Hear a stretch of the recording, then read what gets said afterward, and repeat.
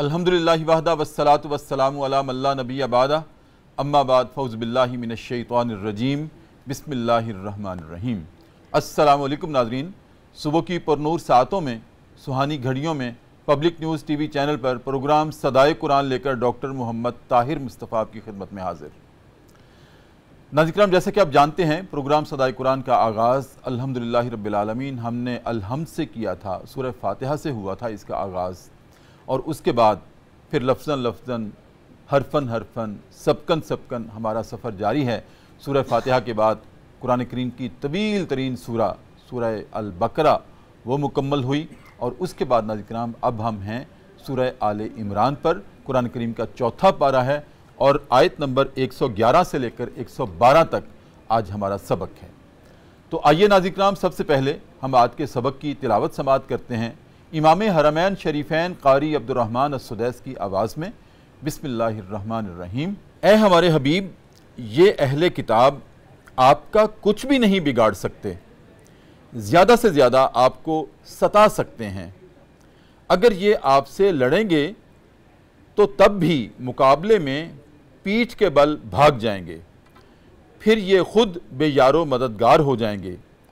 ये जहाँ भी पाए जाएंगे इनको ज़िल्लत की मार पड़ेगी, सवाए इसके कि शायद कभी उनको अल्लाह के ज़िम्मा या इंसानों के ज़िम्मा कुछ पनाह मिल जाए तो ये और बात है। ये लोग अल्लाह के गज़ब में घिर चुके हैं, उन पर मोहताजी और मस्कनत मुसल्लत कर दी गई है। ये सिर्फ़ इस वास्ते है कि वो लोग अल्लाह की आयात का इनकार करते थे और अंबिया को नाहक कत्ल करते थे, और वो अपनी नाफरमानियों और ज़्यादतियों में हद से निकल गए थे। नाज़रीन किराम, आज के सबक में भी वईद ज़्यादा है, तंबीह ज़्यादा है, अल्लाह की नाराज़गी का इजहार ज़्यादा है। किस वजह से नाज़रीन किराम? एक तो इस वजह से अल्लाह रब्बुल इज़्ज़त ने अहले किताब का हवाला दिया है कि ए हमारे हबीब, पहले तसल्ली और तशफ़ी दी आपको अपने नबी मुहतशम सल्लल्लाहु अलैहि वसल्लम को कि ए हमारे हबीब, आप परेशान ना हुआ करें।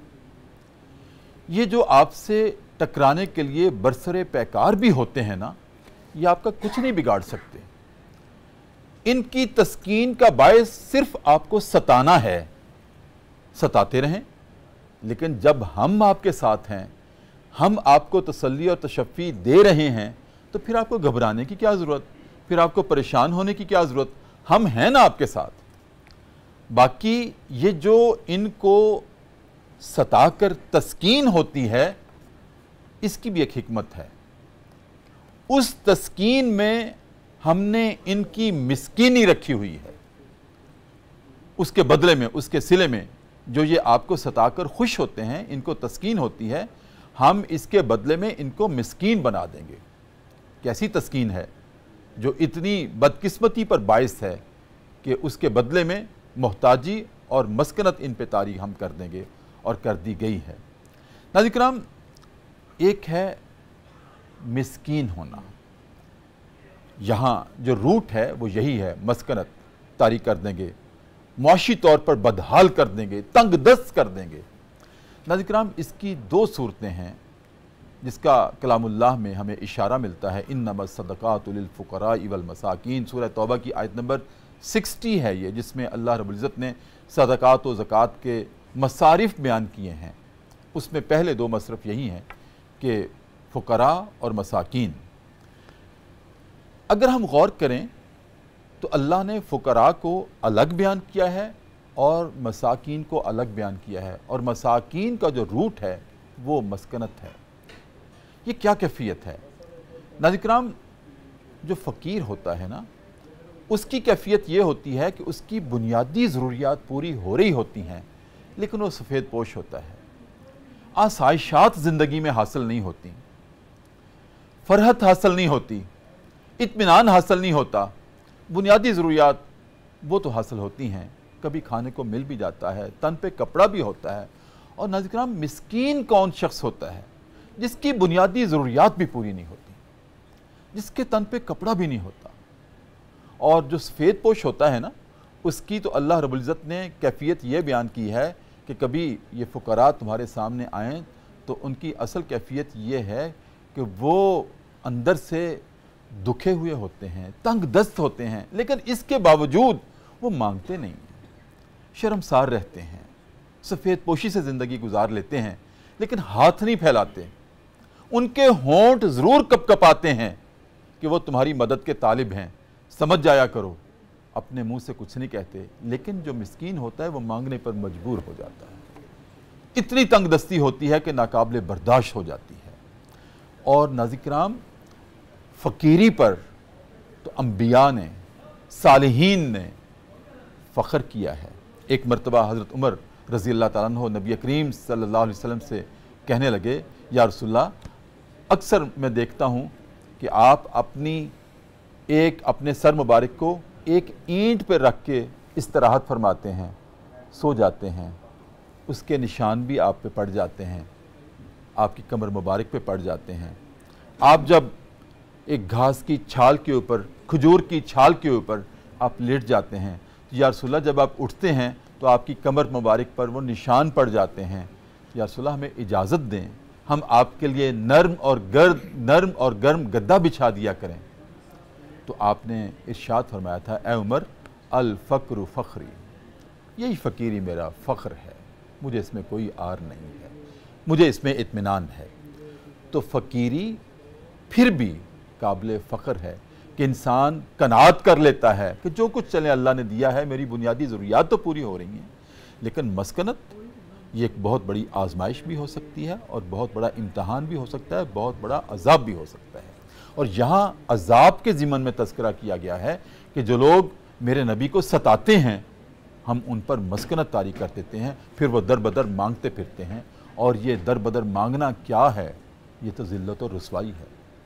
ناظرین کرام، اس سارے سبق سے ہمارے لیے فکر و عمل کی تطہیر کے لیے کیا زاویے ہیں اور کیا ہدایات ہیں، کیا نصائح ہیں، اس پہ آج ہم گفتگو کرنے والے ہیں۔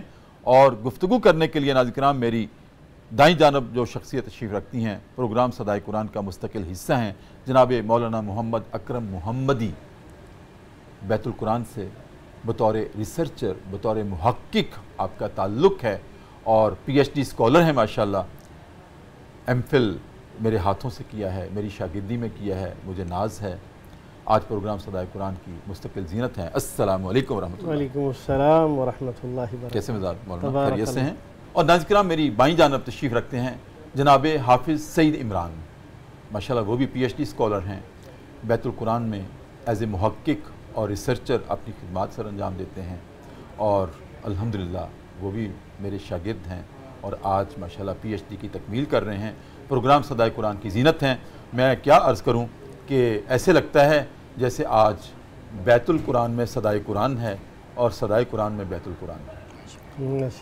السلام علیکم ورحمۃ اللہ۔ وعلیکم السلام ورحمۃ اللہ۔ کیسے ہیں آپ صاحب؟ جی ٹھیک ہیں؟ الحمدللہ۔ مولانا، پروگرام کا مقدمہ آج کے سبق کا میں نے آپ کے سامنے رکھا ہے اپنی ابتدائی گفتگو کی صورت میں۔ جی استاد محترم، تو ارشاد فرمائیں، کیا شان نزول ہے آج کی آیات کا، کیا سبق ہے، کیا خلاصہ ہے؟ یہیں سے بات شروع کریں۔ جی استاد محترم، سب سے پہلے میں آپ کا شکر گزار ہوں، اور پھر ہمارے چینل پبلک نیوز کا، اور سب سے بڑھ کر اللہ رب العزت کا کہ جس نے ہمیں اس مقدس مقام پہ جمع کیا ہے، اور ہم قرآن مجید کے معانی اور مفاہیم سمجھنے کے لیے جمع ہیں۔ اللہ قبول فرمائے، الحمدللہ۔ تو یہ قرآن مجید کا مقام جو سورہ آل عمران کا ہے، آپ نے تلاوت فرمائی، اس کا مفہوم سمجھایا، تو اس کے اندر جو اصل بات مجھے سمجھ آئی ہے سر، وہ یہ ہے کہ پیغمبر ایسی ہستی ہے جسے رب العزت نے ان کی امت کے لیے ایک عملی نمونہ بنایا ہے، سبحان اللہ۔ اور امت چونکہ انسانوں پر مشتمل ہے، اور انسان کی زندگی دکھ، غم، تکلیف اس کا حصہ ہے، بالکل۔ خوشی اور غمی کا جو امتزاج ہے، یہ ایک زندگی کا حسن ہے۔ صحیح۔ تو چونکہ پیغمبر نے اپنی امت کی تربیت کرنی ہوتی ہے، لہٰذا پیغمبر جو ہیں وہ اسی راستے سے گزر کر آئیں گے، انہی مراحل سے گزر کر تشریف لائیں گے، تو اپنی امت کی اور بہتر طریقے سے صحیح تربیت کر سکیں گے۔ تو اسی وجہ سے اللہ سبحانہ و تعالی نے اپنے تمام پیغمبروں کی زبردست تربیت کی ہے، ان کے بڑے بڑے اور کڑے پھر اسی تربیت کو امتوں کے لیے نمونہ کامل قرار دیا۔ بالکل ایسے ہے جناب، بالکل ایسے۔ میں آپ کی اجازت ہو تو حافظ صاحب کو شریک گفتگو کروں۔ حافظ صاحب پہلے تو خوش آمدید، آپ پہلی دفعہ تشریف لائے پروگرام صدائے قرآن میں۔ میں نے کئی دفعہ سوچا آپ کو بلانے کا اور تاخیر ہوتی رہی، کبھی آپ اویلیبل نہیں تھے، لیکن الحمدللہ آج آپ تشریف لائے ہیں اور پھر اس کے بعد مستقل حصہ رہیں گے ہمارے اس پروگرام کا۔ آپ محقق ہیں، بیت القرآن میں ماشاءاللہ آپ کی بہت گہرائی اور گہرائی سے قرآنی علوم پہ توجہ رہتی ہے اور پی ایچ ڈی آپ کی تکمیل میں ہے ماشاءاللہ۔ یہاں ایک باریک سا نقطہ ہے اس سبق میں، جہاں نبی محتشم صلی اللہ علیہ وسلم کو تسلی اور تشفی دی جا رہی ہے اللہ رب العزت کی طرف سے کہ نبی آپ پریشان نہ ہوں، یہ آپ کو کچھ بھی بگاڑ نہیں سکتے، میں ہوں نا اوپر۔ جی کتنی بڑی ڈھارس ہے، بہت، اور وہ ڈھارس جو اللہ رب العزت خود عطا کر رہا ہے۔ ہمیں دوست کہتے ہیں، کوئی بات نہیں میں ہوں نا ساتھ، یہاں تو اللہ رب العزت کہہ رہا ہے کہ میں ہوں۔ سبحان اللہ۔ آپ کیوں پریشان ہوتے ہیں؟ یہ صرف آپ کو ستا کے خوش ہوتے ہیں، ان کو تسکین ملتی ہے، لیکن ان کی تسکین ان کی مسکین ہونے کا باعث بنے گی۔ ستانا بھی اشارہ کیا ہے مولانا نے اس کی طرف کہ ستانے کی بھی گنجائش اور یہ جرت اللہ رب العزت نے کیوں دی ان لوگوں کو کہ آپ کو ستائیں اور آپ کے دل پہ ذرا سا بھی ملال آئے۔ گو کہ اس میں حکمت یہ ہے کہ یہ ستانے کی پھٹکار انہی پہ واپس پڑے گی۔ کیا حکمت ہو سکتی ہے شاید؟ بسم اللہ الرحمن الرحیم۔ سر سب سے پہلے تو میں آپ کا شکر گزار ہوں کہ آپ نے ہم جیسے کم علم اسٹوڈنٹس کو، طالب علموں کو اپنی صدائے قرآن والی محفل میں بلا کر عزت افزائی کی۔ اس پر آپ کا، آپ کے ادارے کا اور پبلک نیوز کی جتنی بھی مینجمنٹ ہے ان تمام کا دل کی اتھاہ گہرائیوں سے شکریہ ادا کرنا چاہوں گا۔ سر اللہ رب العزت نے نبی کائنات حضرت محمد رسول اللہ صلی اللہ تعالی علیہ وآلہ وسلم کو اس کائنات میں نمونہ کامل بنا کر بھیجا۔ صحیح۔ تو اللہ رب العزت نے ان آیات کے بیچ میں ذکر فرمایا ہے، یہود کی تاریخ کو بھی بیان فرمایا ہے اور ان کا ذکر بھی کیا ہے کہ ان کے بد خصائص کیا تھے۔ یہود اصل میں قرآن کریم القرآن یفسر بعضها بعضا، قرآن کریم کا بعض حصہ بعض کی تفسیر بیان کرتا ہے۔ تو قرآن کریم کا جب سر ہم مطالعہ کرتے ہیں تو اس میں ہمیں اس بات کا اللہ رب العزت واشگاف الفاظ میں ہمیں معلومات دیتے ہیں کہ یہود اپنے آپ کو سپیریئر سمجھتے تھے، اپنے ہی ذوم کے اندر اپنے آپ کو سپیریئر سمجھتے تھے، ہر اعتبار اپنے آپ کو سپیریئر سمجھتے تھے ہر اعتبار سے، جی بالکل، نسلی اعتبار سے بھی، تفاخرانہ انداز میں، باتوں میں بھی اپنے آپ کو سپیریئر ثابت کرنے کی کوشش کرتے تھے۔ ٹھیک۔ اللہ رب العزت نے ان کا تذکرہ قرآن کریم کے اندر ارشاد فرمایا ہے، اور اللہ تعالیٰ فرماتے ہیں کہ وہ کہتے تھے اعوذ باللہ من الشیطان الرجیم، نحن ابناء اللہ و احباؤہ، ہم اللہ کے بیٹے ہیں اور اللہ کے محبوب ہیں۔ جی جی۔ اپنے علاوہ دوسروں کے اوپر وہ راحتوں رحمتوں کا جتنا بھی نزول ہے اس کو وہ ہضم نہیں کر سکتے تھے۔ تو اللہ رب العزت نے ان آیات میں ارشاد فرمایا لن یضروکم الا اذی، اے نبی کائنات صلی اللہ علیہ وآلہ وسلم، آپ کو وہ ہرگز تکلیف نہیں دے سکتے مگر ایذا، تکلیف۔ ایذا وہ کیسے دے سکتے ہیں؟ اپنی زبان کی وجہ سے۔ اللہ رب العزت قرآن کریم میں ان کا تذکرہ ایک اور جگہ پہ ارشاد فرماتے ہیں لیم بِأَلْسِنَتِهِمْ وَطَعْنًا فِي الدِّينِ، یہود کی ایک خصلت یہ ہے کہ وہ زبانوں کو مڑوڑ کر غلط معانی اور مفاہیم کو اپنی زبانوں کی وجہ سے تبدیل کرنے کی کوشش کرتے ہیں۔ اپنی زبان سے تو وہ اس طرح کے الفاظ، اس طرح کے جملے، اس طرح کے رقیق حملے جو ہیں وہ اپنی زبان سے تو کر سکتے ہیں۔ اللہ رب العزت نے اس کا सद्देबाब इन अल्फाज के साथ फरमाया कि लन यदुर्रुकुम इल्ला अज़ा, हरगिज़ ये आपको तकलीफ़ नहीं पहुंचा सकते, जिस्मानी तौर पर आपको तकलीफ़ नहीं पहुंचा सकते, अलबत्ता ज़ुबानी तौर पर आपको ये तकलीफ़ दिल दुखा सकते हैं। उसी दिल दुखाने को खालिक़ कायनात ने मुसलमानों का उसलूब ही बदल दिया कि आपने जिन अल्फाज के साथ, जिन अल्फाज के बीच में से बेअदबी का या तौहीन का कोई छोटा सा पहलू भी निकलता हो तो आपने वो अल्फाज ही नहीं बयान फरमाए। बिल्कुल ठीक। या अय्युहल्लज़ीना आमनू ला तक़ूलू राइना वक़ूलू उन्ज़ुरना वस्माऊ, यहाँ भी यही था, यहाँ भी यही था। तो अल्लाह रब्बुल इज़्ज़त ज़ुबानों को मुरोड़ कर राइना को लंबा राइना कह के मानी बदल रहे थे। उसके बीच में मानी की जो है तफ़हीम वो गलत साइड पे ले जाते थे, तो अल्लाह रब्बुल इज़्ज़त ने मना फरमा दिया। अब सवाल आपका बड़ा दिलचस्प और ख़ूबसूरत है, और उस सवाल का जवाब जो है मोहतरम अकरम मोहम्मदी साहब ने थोड़ा सा दिया। अल्लाह रब्बुल इज़्ज़त ने चूँकि नमूना कामिल बनाना था और उम्मत को भी इस बात का दर्स देना था कि उम्मत जो है वो यहूद व हनूद के या जितने भी मुआनदीन इस्लाम हैं, अगर वो मुआशरे में रहते हुए अगर मुसलमानों को सताते हैं तो उसका रद्द-ए-अमल किस अंदाज में देना चाहिए। सुभान अल्लाह। असल में ये हिकमत जी, असल में ये कि जब तुम भी अमर बिल मारूफ और नही अनिल मुनकर करोगे तो तुम्हें भी सताया जाएगा। जी। और ये सताया जाना यूं ही समझ लो कि नबी करीम सल्लल्लाहु अलैहि वसल्लम की पैरवी में एक अक्स है उनका कि उनको भी सताया गया और आपको भी सताया जाएगा।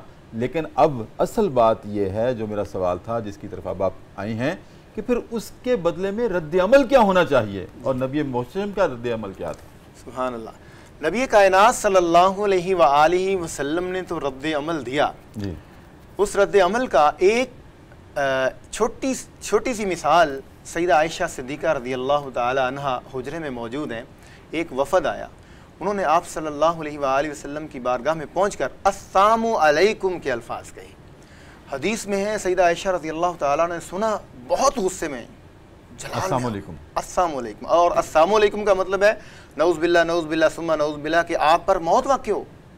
और अक्सर नाज़िर-ए-किराम ये बड़ी अहम बात है, जैसे मैं कोशिश करता हूँ कि नबी करीम सल्लल्लाहु अलैहि वालिहि वसल्लम जब भी आपका नामे नामी इसमें गिरामी आए तो मेरी कोशिश होती है कि एक एक लफ्ज़ चुन चुन कर दुरूद करीम का अदा करूँ अपनी ज़ुबान से। मैं तेज़ी से भी कायल नहीं हूँ सल्लल्लाहु अलैहि वसल्लम, नहीं, नबी करीम सल्लल्लाहु अलैहि वसल्लम मैं हमेशा ये कोशिश करता हूँ कि एक एक लफ्ज़ निखार कर दरूद का पढ़ा जाए, क्योंकि मानी बदलने का खदशा है, एहतमाल है। अगर मानी बदल गए तो सब कुछ तबाह हो सकता है, हफ्ते आमाल हो सकता है। जैसे हफ्सा मिसाल दे रहे हैं कि एक शख्स ने आपको, हम भी ऐसे करते हैं, जब उसकी सलाम लेते हैं तो हाना तो कहना तो ये चाहिए अस्सलामु अलैकुम, लेकिन हम अस्सलामु अलैकुम गलत है, इससे मानी बदल रहे हैं, तुम पर मौत वाक़या हो, ये मानी निकलते हैं। लिहाजा ध्यान रखिएगा। मैं तो इतना भी कायल नहीं हूँ कि नबी मुहतशम सल्लल्लाहु अलैहि वसल्लम के लिए गुफ्तगू के दौरान ये कहा जाए कि उस पर नहीं, उन पर। बिल्कुल जी। तो नबी करीम सल्लल्लाहु अलैहि वालिहि वसल्लम तशरीफ़ फरमाते हुजरा में, और वो यहूद का एक वफ़द आया, उन्होंने आपको अस्सलामु अलैकुम कहा। सईदा आयशा सिद्दीक़ा रज़ियल्लाहु ताला अन्हा ने उसके रद्द-ए-अमल में ऐसे अल्फाज कहे जो गुस्से में एक किसी भी मोमिन और मुसलमान के लिए होते हैं। तो नबी करीम सल्लल्लाहु अलैहि वसल्लम ने उनका जवाब दिया व अलैकुम। और हमें भी इस बात की तालीम दी कि जब भी तुम्हें कोई गैर मुस्लिम या कोई यहूदी या कोई ईसाई या कोई और मज़हब का कोई भी इस तरह का कोई जुमला कहे तो आगे से व अलैकुम ही लौटाना चाहिए। तो आप सल्लल्लाहु अलैहि वसल्लम ने व अलैकुम कहा। अब वालेकुम जब कहा तो वो उसने जो जानबूझ के कहा था अस्सलामु अलैकुम, वो क्या पर मौत वाक़या हो, वो उसी की तरफ उसके ऊपर लौट गया, लुटा दिया वालेकुम के तुम पर भी। तो नबी करीम सल्लल्लाहु अलैहि वसल्लम, हुस्न है कि ये जो शायर इस्लाम में अल्लाह रब्बुल इज़्ज़त ने हमें सिखाया है कि किसी को सलामती भेजनी है तो अस्सलामु अलैकुम कहना है, और जवाब देने वाला वालेकुमुस्सलाम कहेगा कि ये सलामती तुम्हारे ऊपर भी हो।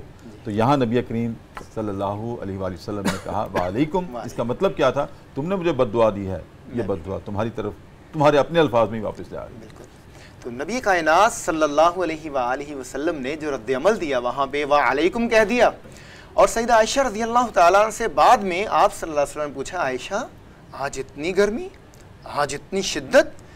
تو سیدہ عائشہ رضی اللہ تعالی عنہ نے کہا اے اللہ کے پیغمبر صلی اللہ علیہ وآلہ وسلم، آپ نے نہیں سنا انہوں نے آپ کو کیا کہا تھا؟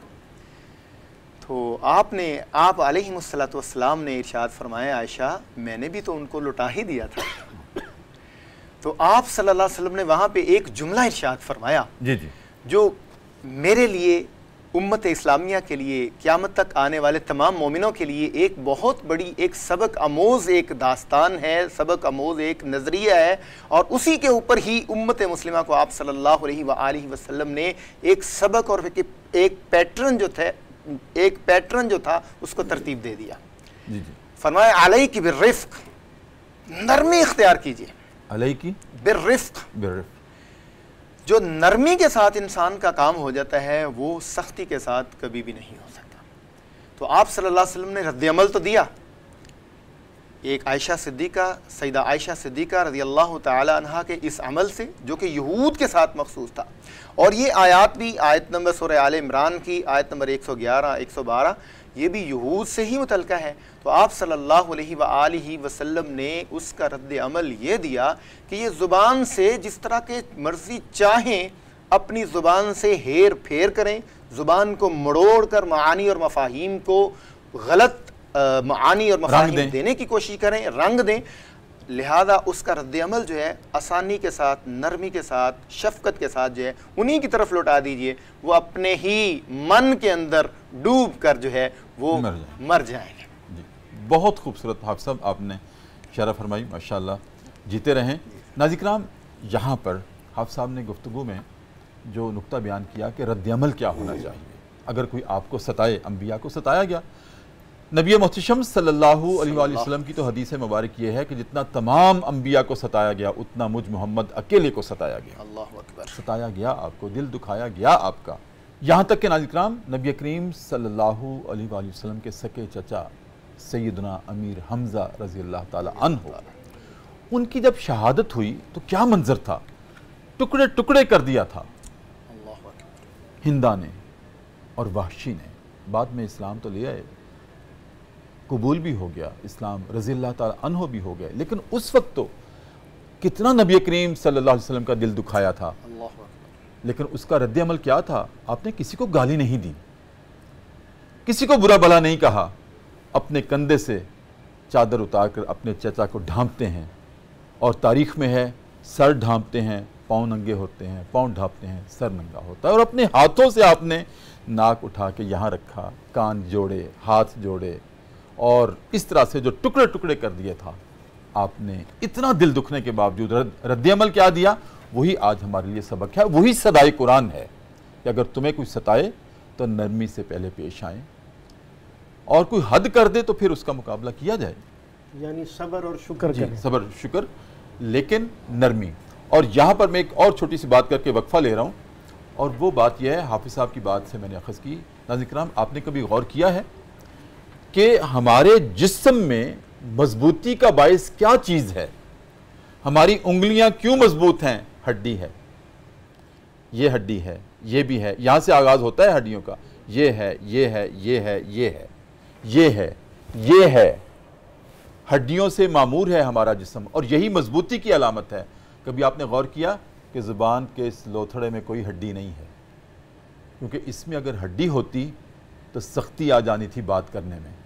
اللہ نے محفوظ رکھا ہے کہ تمہارا کلام نرم ہی ہونا چاہیے، اور جس زبان سے کلام ادا ہوتا ہے اس میں اللہ نے اسی لیے ہڈی نہیں رکھی یہ سخت نہ ہو جائے. ناظرین کرام، وقفہ لیتے ہیں اور وقفے میں چلتے ہیں دربار رسالت میں، اور اپنے نبی کریم صلی اللہ علیہ وآلہ وسلم پر ایک مرتبہ درود کریم کا نذرانہ پیش کرتے ہیں. واپس آتے ہیں.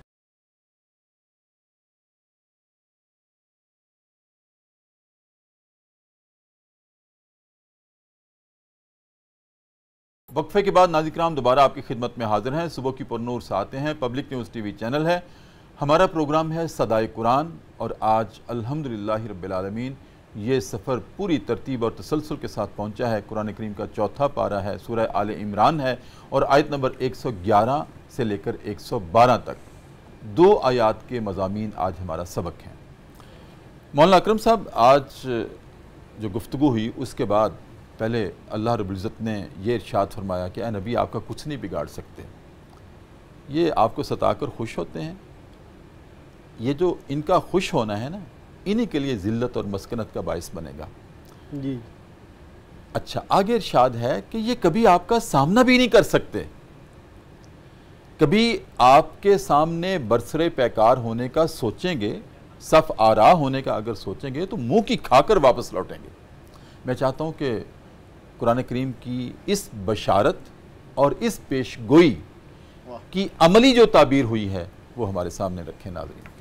جی استاد محترم، سب سے پہلے تو میں یہ بتانا چاہوں گا کہ نبی اکرم صلی اللہ علیہ وآلہ وسلم کی مبارک زندگی غزوات سے بھری پڑی ہے۔ جی غزوہ کیا ہے اور سریہ کیا ہے یہ میں بتانا چاہوں گا۔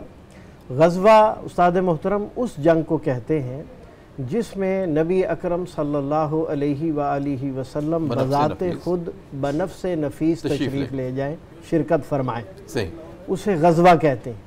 اور جس میں آپ اپنی طرف سے کسی کو امیر بنا کے اس کے ماتحت فوجی حضرات کو بھیجیں تو اسے جو ہے سریہ کہتے ہیں۔ ٹھیک، تو آپ صلی اللہ علیہ وسلم 83 غزوات جی میں آپ کی مبارک زندگی میں 83 غزوات جو ہے وہ ہوئے ہیں، اور تقریباً یہ 2.5 مہینے میں ایک جنگ بنتی ہے، اور ان جنگوں میں سب سے پہلی اور معرکۃ العراء جنگ جو ہے وہ جنگ بدر ہے، جس میں 313 کے مقابلے میں 1000 کا لشکر تھا۔ صحیح، تو یہ اس کی سب سے بڑی اور اعلیٰ مثال ہے صحیح کہ 300 گنا وہ لوگ زیادہ ہیں، اور اس کے باوجود ہاں جی ان کے 70 قیدی ہو گئے، فتح و نصرت 70 کس کے پاس مارے آئی؟ گئے، ان کے جی 70 قیدی ہو گئے، 70 مارے گئے اور باقی بھاگ گئے، اور نبی علیہ السلام نے اسباب نہ ہونے کے باوجود اللہ کی رحمت سے اس جنگ کو جیتا۔ صحیح۔ یہاں ناظرین کرام میں ایک اور بات آپ سے عرض کروں گا کہ مولانا کی بات سے کہیں یہ مغالطہ نہ لے لیا جائے جو انہوں نے کہا کہ یہ 83 جو غزوات ہوئے ہیں 2.5 مہینے میں تقریباً ایک غزوہ بنتا ہے، اس کا ہرگز یہ مطلب نہیں ہے کہ ہر 2.5 مہینے کے بعد آپ نے ایک جنگ لڑی ہے۔ یہ تو پہلے ہی دشمنان اسلام کا الزام ہے پیغمبر اسلام پر اور ہمارے دین اسلام پر کہ یہ تلوار کے زور سے، جنگ کے زور سے پھیلا ہے، ہرگز ایسا نہیں ہے۔ نبی کریم صلی اللہ علیہ وسلم نے جن غزوات میں بھی حصہ لیا یا جو سرایہ آپ نے صحابہ کو بھیج کر لڑے ہیں وہ سارے کے سارے دفاعی تھے۔ کوئی دشمن نبرد آزما ہوا تو پھر اس سے مقابلہ ہوا، اور اللہ نے فتح و نصرت اپنے نبی کو ہی عطا کی ہے۔ وہ مدافعانہ جنگیں تھیں، انیشیٹو نہیں تھیں، تو ہم نے خود کوئی جنگ نہیں لڑی۔ اور پھر ان تمام غزوات میں دنیا کی تاریخ گواہ ہے کہ سب سے کم جانی نقصان جو ہوا ہے یہ ہیروشیما کی جنگیں نہیں تھیں کہ آدھی دنیا تباہ ہو گئی۔ بالکل صحیح۔ صرف چند سو افراد، چند سو انسانوں کا ضیاع ہوا ہے، جانی نقصان جو ہوا ہے 83 غزوات میں بھی چند سو۔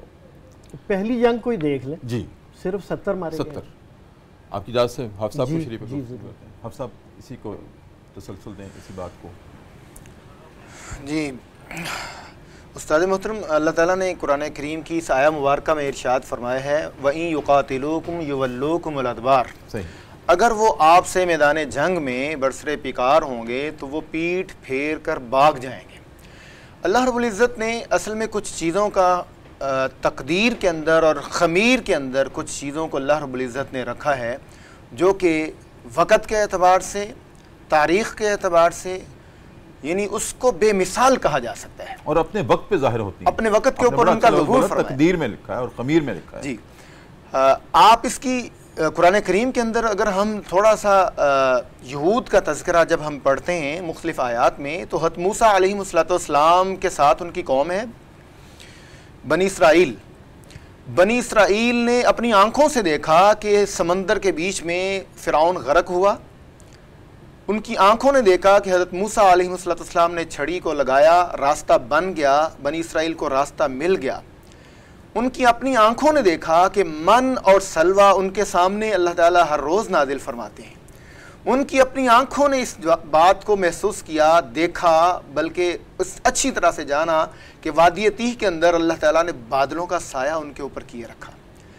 جب حضرت موسیٰ علیہ السلام نے حکم دیا کہ اس بستی میں داخل ہونے کا حکم اللہ رب العزت نے دیا ہے، اس بستی میں داخل ہونا ہے، فَإِذَا دَخَلْتُمُوهُ فَإِنَّكُمْ غَالِبُونَ، جب بستی میں داخل ہو جاؤ گے اللہ تعالیٰ غلبہ دے دیں گے۔ آگے سے قوم کا رد عمل کیا تھا؟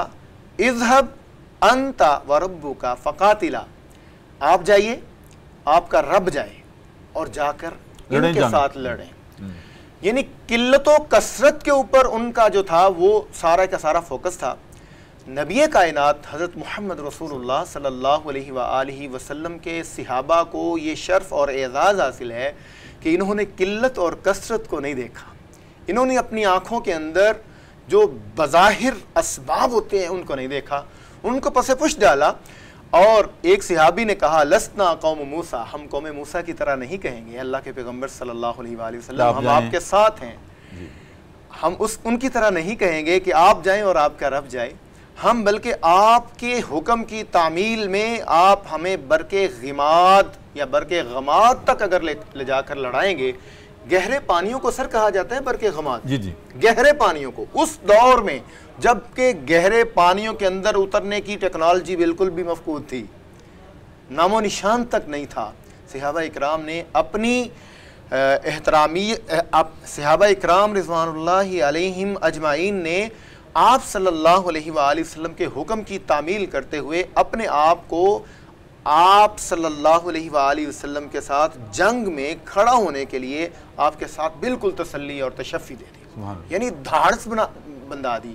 اور اللہ رب العزت نے پھر یہ جب اس کو پنجابی زبان میں اگر لفظ بولا جائے تو معنی اور مفہوم، اللہ رب العزت نے وکھیڑا ڈال دیا، اس کے بیچ میں اللہ رب العزت نے پوری کائنات کو بتلا دیا۔ قلت و کثرت کے اوپر جن کی فوکس تھا، جن کی نظر تھی، وہ ناکام و نامراد ٹھہرے، اور جن کی اللہ رب العزت کی رحمت کے اوپر نظر تھی، ایمانی قوت کے اوپر جن کا انحصار تھا، وہ 313 ہونے کے باوجود، کم ہونے کے باوجود، کم ہونے کے باوجود، بے سر و سامان ہونے کے باوجود 1000 کے لشکر کے اوپر غالب آئے۔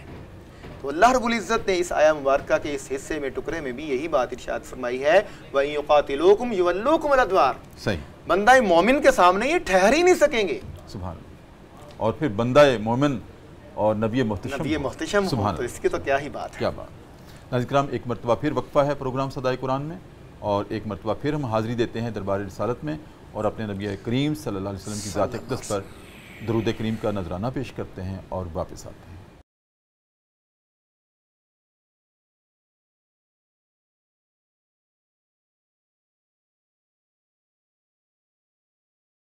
وقفے کے بعد ناظرین کرام دوبارہ آپ کی خدمت میں حاضر ہیں۔ صبح کی پر نور سے آتے ہیں، public news T V channel ہے، ہمارا پروگرام ہے صدائے قرآن، اور الحمدللہ آج ہم جو صدائے قرآن دے رہے ہیں وہ قرآن کریم کا 4تھا پارہ ہے اور سورہ آل عمران کی آیت نمبر 111 اور 112 ہے۔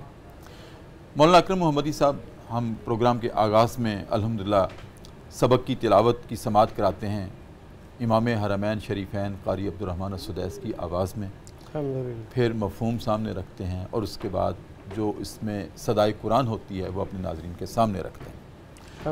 اس میں ایک چیز جو ناظرین کے سامنے ہم نے رکھنی ہے، صدائے قرآن بھی ہے، وہ یہ ہے کہ اللہ نے ارشاد فرمایا کہ ایسے لوگ جنہوں نے میری آیات کا انکار کیا، پھر ہم بھی جب بدلہ لینے پر آتے ہیں نا تو ان پر ذلت اور مسکنت طاری کر دیتے ہیں، وہی مسکین ہونا۔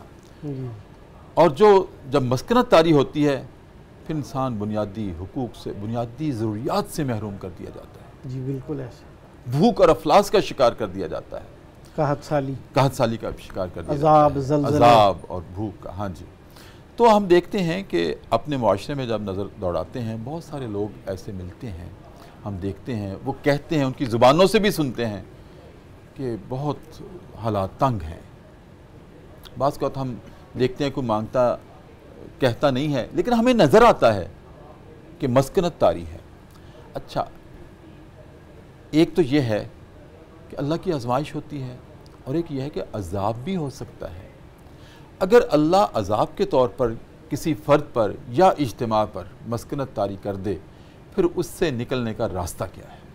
جی جو صدائے قرآن محترم، اس کا راستہ انتہائی آسان ہے، اور وہ علامہ ڈاکٹر اقبال رحمہ اللہ نے ایک شعر میں بیان کیا ہے۔ وہ معزز تھے زمانے میں مسلمان ہو کر، ہم ذلیل و خوار ہوئے تارک قرآن ہو کر، اور ہم خوار ہوئے تارک قرآن ہو کر، اور ہم خوار ہوئے تارک قرآن ہو کر۔ تو جب ہم کلام اللہ کا انکار کریں گے یا بدعملی کا شکار ہوں گے، اللہ اور اس کے رسول سے دور ہوں گے، تو مسکنت جو ان پر آئی تھی وہ ہم پر بھی آئی۔ جو یہود پر رب العزت نے آیات کے انکار کی وجہ سے مسلط کی ہے، وہ اگر سبب ہم میں سے کسی کے اندر پایا جاتا ہے تو وہ چیز ہم پر بھی مسلط کوئی ہوگی۔ مجھے ایک نسخہ بتائیں، صرف اس یہ کا مختصر نسخہ مطلق طور پر یہ کہہ دینا کہ جی دین سے رغبت اختیار کی جائے، طریقہ کیا ہے؟ مختصر سر یہ ہے کہ یہود کا ماٹو تھا سمعنا و عصینا، ہم نے سنا اور نافرمانی کی، وہ نہیں مانتے تھے، کچھ بھی نہیں مانتے تھے۔ اور ہمارا ماٹو مسلمانوں کا یہ ہونا چاہیے سمعنا و اطعنا، ہم نے سنا اور ہم نے مانا۔ جس بات کو سن لیا جائے پھر اس پر اطاعت اختیار کی جائے اور اتباع اختیار کی جائے۔ جی بالکل۔ حفصہ پروگرام کے آخری لمحات ہیں، آپ بھی کیا پیغام دینا چاہیں؟ سر، یہود کا طرز عمل جو تھا اس کے متعلق اللہ تعالیٰ نے قرآن مجید میں ارشاد فرمایا ہے افکلما جاءکم رسول بما لا تہوی انفسکم استکبرتم۔ جی جی، جب ان کے سامنے وہ رسول صلی اللہ علیہ وآلہ وسلم یا ان کا کوئی بھی رسول وہ ان کی خواہش کے مطابق لے کر آتا تو اس کو قبول کرتے، اور اگر خواہش کے مطابق نہ ہوتا تو اس کو ریجیکٹ کر دیتے۔ تہوی انفسکم استکبرتم، وہ تکبر کرتے تھے۔ تو آج ہمیں بھی اگر انفرادی اور اجتماعی ذلت سے نکلنا ہے تو ہمیں اللہ تعالیٰ کے احکامات کی فرما برداری کو اختیار کرنا ہوگا۔ اللہ رب العزت اس کے عوض میں، اس کے بدلے میں ذلت و مسکنت سے اللہ تعالیٰ امت مسلمہ کو بھی نکال دے گا۔ اصل میں اللہ تعالیٰ کا انسان کو بھیجنے کا مقصود یہ ہے کہ انسان اللہ تعالیٰ کی اطاعت اور فرما برداری کرے، وہ انبیاء علیہ السلام کے ذریعے سے ہو، وہ قرآن کریم کے ذریعے سے۔ میں نے مولانا کو بھی یہی عرض کیا تھا اور آپ سے بھی یہی عرض کر رہا ہوں، یہ بات کہہ دینا کہ دین اسلام کی یا اللہ کی فرما برداری اختیار کی جائے، میں چابی ڈھونڈتا ہوں، بتائیں سر۔ اس کی سب سے بہترین چابی تو یہی ہے ان یقولوا سمعنا واطعنا، کہ ہم نے سنا اور ہم نے مان لیا۔ جن لوگوں نے مان لیا وہ اللہ تعالیٰ کی رحمت میں آ جاتے ہیں، اللہ تعالیٰ ان سے عذابوں کو ہٹا دیتے ہیں، عذابوں کو آئے ہوں کو ختم کر دیتے ہیں۔ اگر میں یہ کہوں کہ چابی یہ ہے کہ میں جب بھی کوئی کام کرنے لگوں تو پہلے یہ سوچ لوں کہ میرے نبی سامنے ہوتے تب بھی میں یہ کر لیتا۔ اللہ اکبر سر، یہ تو آپ نے کمال کی بات ہے۔ ماشاءاللہ۔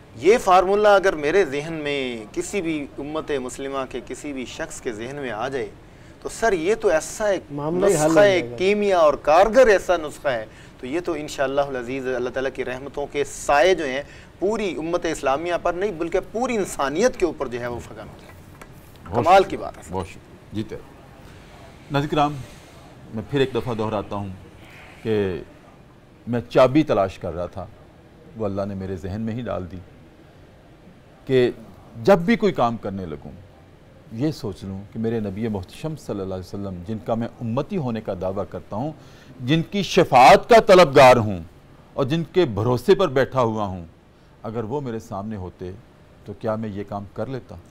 بس اتنی سی بات ہے، یہ چابی ہے، سب مسئلے حل ہو جائیں گے، اطاعت رسول بھی ہو جائے گی، اطاعت الہی بھی ہو جائے گی۔ ناظرین کرام، پروگرام صدائے قرآن میں اب وقت ہوا چاہتا ہے ذکر صاحب قرآن کا، اور یہ جو بات کہی یہ بھی ذکر صاحب قرآن ہی تھی، لیکن اس میں ہم ذکر صاحب قرآن میں آپ کے سامنے رکھتے ہیں ذکر اسماء النبی الکریم، اور اسماء النبی الکریم میں وہ اسماء جن کا تذکرہ قرآن کریم میں آپ کے اوصاف حمیدہ کے طور پہ ہوا ہے، اور ان کا ہم استخراج کر سکتے ہیں قرآن کی آیات سے۔ تو آج ناظرین کرام سب سے پہلے آپ کے سامنے رکھ رہا ہوں سیدنا المصدق، تصدیق کرنے والے آپ ہی ہیں جنہوں نے پچھلے تمام انبیاء پر نازل ہونے والی کتابوں کی تصدیق کی، اور آپ پر نازل ہونے والے کلام اللہ نے بھی ان کی تصدیق کی اور قرآن کریم نے اس کی بار بار شہادت بھی دی ہے۔ ناظرین کرام، سورہ بقرہ کی آیت نمبر 89 ہے، 91 ہے، 97 ہے، 101 ہے، یہ تمام سورہ بقرہ، اور پھر سورہ آل عمران کی آیت نمبر 3 ہے، 50 ہے، اور ناظرین کرام پھر اس کے بعد سورہ النساء کی آیت نمبر 57 ہے، پھر سورہ مائدہ کی آیت نمبر 48 ہے، الانعام کی آیت نمبر 92 ہے، سورہ فاطر کی آیت نمبر 31 ہے۔ ان تمام آیات میں آپ نبی کریم صلی اللہ علیہ وآلہ وسلم کی اس صفت گرامی کا ہمیں تذکرہ ملتا ہے، حوالہ ملتا ہے، کلو ملتا ہے کہ آپ مصدق تھے۔ اس کے بعد ہے سیدنا المصطفیٰ صلی اللہ علیہ وآلہ وسلم۔ معنی کیا ہیں؟ چنے ہوئے۔ تمام انبیاء چنے ہوئے، اس ہستی، اس کائنات ہستی میں چنے ہوئے افراد تھے، اور تمام انبیاء میں آپ چنے ہوئے تھے۔ آپ خود ارشاد فرماتے ہیں کہ نسل انسانی میں میرا جو شجرہ ہے یہ چنا ہوا ہے، اور میرے شجرے میں، میرے قبیلے میں میرا خاندان چنا ہوا ہے، میں اس خاندان سے ہوں، قریش خاندان سے۔ تو آپ کا خاندان بھی چنا ہوا اور آپ خود بھی چنے ہوئے، آپ کی امت بھی چنی ہوئی۔ ناظرین کرام، اس کے بعد ہے یہ اشارہ المصطفیٰ کا ہمیں ملتا ہے ناظرین کرام سورہ البقرہ کی آیت نمبر 132 میں، پھر النمل کی آیت نمبر 59 ہے، النساء کی آیت نمبر 114 یعنی کہ 114 ہے، اور پھر ناظرین کرام اس کے بعد ہے سیدنا المصلح صلی اللہ علیہ وسلم، اصلاح کرنے والے۔ آپ نے اصلاح کی، عقائد کی اصلاح کی، عمل کی اصلاح کی، فکر کی اصلاح کی، نظریے کی اصلاح کی، دستور حیات کی اصلاح کی، زندگی کے پورے نمونے کی آپ نے اصلاح کی، اور سب سے پہلے آپ نے خود عمل کیا، پھر اس کے ذریعے سے اپنی امت کی اصلاح کی۔ ناظرین کرام، اس کا ہمیں تذکرہ ملتا ہے سورہ الاعراف کی آیت نمبر 170، الحجرات کی آیت نمبر 9 اور 10 سے، اور اس کے بعد ہے سیدنا المصلی، نماز پڑھنے والے صلی اللہ علیہ وآلہ وسلم۔ سورہ بقرہ کی آیت نمبر 3 ہے، الذین یؤمنون بالغیب ویقیمون الصلاۃ ومما رزقناہم ینفقون، یہاں سے یہ اشارہ شروع ہوتا ہے۔ پھر سورہ بقرہ کی آیت نمبر 277 ہے، الانعام کی 162 ہے، العنکبوت کی آیت نمبر 45 ہے ناظرین کرام، اور آخری آج کا اس میں گرامی ہے سیدنا المطہر، پاکیزہ کرنے والے صلی اللہ علیہ وآلہ وسلم، اور اس کا ہمیں کلو ملتا ہے سورہ بقرہ کی آیت نمبر 103 سے اور سورہ توبہ کی آیت نمبر 108 سے، جہاں اللہ رب العزت نے یہ ارشاد فرمایا ہے واللہ یحب المتطہرین، واللہ یحب المطہرین۔ ناظرین کرام، اس کے ساتھ ہی آج کا پروگرام صدائے قرآن اپنے اختتام کو پہنچتا ہے۔ اپنے میزبان ڈاکٹر محمد طاہر مصطفیٰ کو اجازت دیجیے، کل انشاءاللہ اگلے سبق کے ساتھ پوری ترتیب اور تسلسل کے ساتھ بشرط زندگی آپ کی خدمت میں اسی وقت دوبارہ حاضر ہوں گا اور آپ کے سامنے صدائے قرآن دوں گا۔ تب تک کے لیے اجازت، اپنا بہت خیال رکھیے، اللہ حافظ۔